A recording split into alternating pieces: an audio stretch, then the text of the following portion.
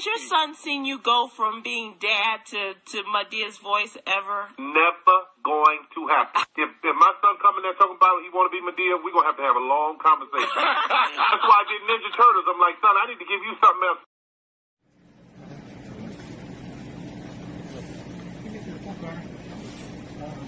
I've been on sets where I've been the only blackface. So when I come to work, here we are. We're represented. Everybody's represented. LGBTQ's represented. Black, white, gay, straight, whatever. We're all represented, working hand in hand, arm in arm. So everybody's represented. LGBTQ's represented. Black, white, gay, straight, whatever. Blackballer. After winning an Academy Award in 2010 for Best Supporting Actress in the movie Precious, Mo'Nique's film career came to a screeching halt. According to The Hollywood Reporter, she was told by Precious director Lee Daniels that she had been, quote, blackballed for refusing to play along and campaign for her Oscar. Daniels said, Mo'Nique is a creative force to be reckoned with. Her demands through Precious were not always in line with the campaign. The consensus among the creative teams and powers thus far were to go another way with these roles. Those creative teams reportedly referred to Perry and to Oprah, who were both producers on Precious and worked closely with Daniels. In May 2017, Mo'Nique put Oprah, Perry, and Daniels on blast during a comedy set at the Apollo. No, I was not blackballed. I was whiteballed. By some black who had no balls. The Prosperity Theology. When Perry donated $1 million to T.D. Jakes' ministry in 2013, one of Perry's critics was social and religious issues writer Candice Benbow, who is both a fan of Perry's work and Jakes' ministry.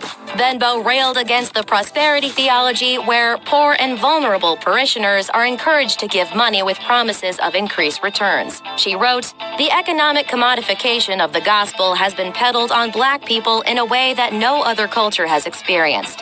Here, a man born into poverty who rose to riches on messages of hope and faith donates $1 million to a man who was born into poverty and rose to riches on messages of hope and faith. I can certainly understand folks' frustrations."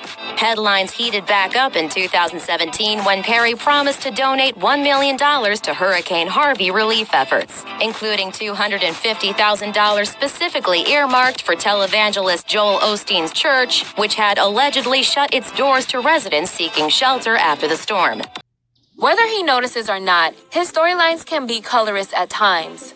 The dark-skinned black men are often portrayed as the terrible, aggressive, and abusive husband who the woman is trying so desperately to get away from, while the light-skinned men are seen as the soft-spoken, caring bus driver who saves the single mothers from their husbands. And when he is uplifting black men, he's throwing black women under the bus, like the storylines of his movies Temptation and Acrimonies. One of the writers fired was Lamont Farrell, who had previously worked on Girlfriends, Moesha, and The Parenthood. He said, "Over the last couple of years, we were talking about that and asking Tyler if we could go union because he didn't offer any health benefits, pension, dental, or union wages. So we're making less than typical writers would make on a cable sitcom." Another writer, Christopher Morris, said, "It's very disheartening considering that this is a studio run by African Americans. What Tyler Perry is essentially saying to us is that you're black and there's not a lot of opportunities for you. So you'll take what I give you, whether it's fair or not." A third writer named Terry Brown Jackson said, "I feel like I was slapped in the face and like we were used. We were good enough to create over 100 episodes, but now when it comes to reaping the benefits of the show being syndicated and having other spin-offs from it, he decides to let us go unless we accept a horrible offer."